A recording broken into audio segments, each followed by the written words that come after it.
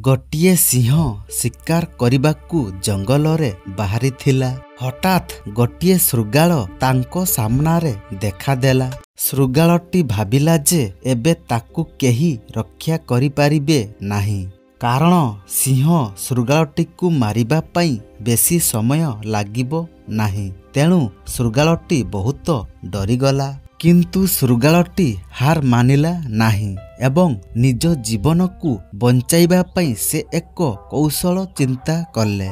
ଶୃଗାଳଟି ସିଂହକୁ କଠୋର ଶବ୍ଦରେ କହିଲା, "ମୋତେ ମାରିବା ପାଇଁ ତୁମର ଶକ୍ତି ନାହିଁ।" ଏହା ଶୁଣି ସିଂହ ଟିକେ ଚକିତ ହେଲେ। ସିଂହଟି ପଚାରିଲା ଶୃଗାଳଟିକୁ, "ତୁମେ ଏହା କିପରି କହିପାରୁଛ?" ଶୃଗାଳଟି ତାର ପାଟି ଉଠାଇ କହିଲା, "ମୁଁ ତୁମକୁ ସତ୍ୟ କଥା କହୁଛି। ଈଶ୍ୱର ନିଜେ ମୋତେ ଏହି ଜଙ୍ଗଲର ଏବଂ ଏଥିରେ ରହୁଥିବା ସମସ୍ତ ପ୍ରାଣୀଙ୍କର ରାଜା ମୋତେ କରିଛନ୍ତି। ଯଦି ତୁମେ ମୋତେ ହତ୍ୟା କର, ତେବେ ଏହା ଈଶ୍ୱରଙ୍କ ବିରୋଧରେ ହେବ ଏବଂ ତୁମେ ମଧ୍ୟ ମରିବ।" କିଛି ସମୟ ନୀରବ ରହିବା ପରେ ଶୃଗାଳ କହିଲା, "ଯଦି ତୁମେ ମୋ କଥା ବିଶ୍ୱାସ କରୁନାହଁ, ତେବେ ମୋ ସହିତ ଜଙ୍ଗଲ ବୁଲିବାକୁ ଆସ।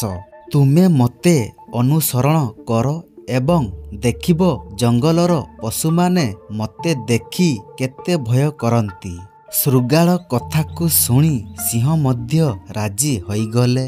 ଶୃଗାଳଟି ନିର୍ଭୀକ ଭାବରେ ସିଂହ ଆଗରେ ଚାଲିବାକୁ ଲାଗିଲା। ତାପରେ ସିଂହକୁ ଶୃଗାଳ ପଛରେ ଆସୁଥିବାର ଦେଖି ଜଙ୍ଗଲର ସମସ୍ତ ପ୍ରାଣୀମାନେ ଭୟରେ ଦୌଡ଼ିବାକୁ ଲାଗିଲେ।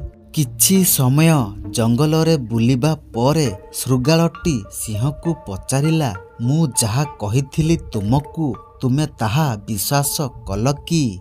ତାପରେ କିଛି ସମୟ ନୀରବ ରହିବା ପରେ ସିଂହଟି କହିଲା, "ତୁମେ ଠିକ୍ କହୁଛ। ତୁମେ ହେଉଛ ଏ ଜଙ୍ଗଲର ରାଜା। ତେଣୁ ଦର୍ଶକ ବନ୍ଧୁ, ପରିସ୍ଥିତି ଯେତେ ପ୍ରତିକୂଳ ହେଉନା କାହିଁକି, ଆମେ ଆମ ମସ୍ତିଷ୍କକୁ ଆମ ସପକ୍ଷରେ ଆଣିବା ପାଇଁ ବ୍ୟବହାର କରିପାରିବା। ଆମର ମସ୍ତିଷ୍କ କୌଣସି କମ୍ପ୍ୟୁଟର ନୁହେଁ, ଯାହା କୌଣସି ପ୍ରୋଗ୍ରାମ ଆଧାରରେ କାମ କରେ। ମନରେ ଭିନ୍ନ ଭିନ୍ନ ଚିନ୍ତା କରିବାର କ୍ଷମତା ଅଛି। ପ୍ରତ୍ୟେକ ସମସ୍ୟାର ସମାଧାନ ପାଇଁ ଖୋଜିବାର ଶକ୍ତି ଏଥିରେ ରହିଛି। ଏହା ସେତେବେଳେ ସମ୍ଭବ ହେବ ଯେତେବେଳେ ଆମେ ପ୍ରତିକୂଳ ପରିସ୍ଥିତିରେ ମଧ୍ୟ ଆମର ଧୈର୍ଯ୍ୟ ବଜାୟ ରଖିବୁ।"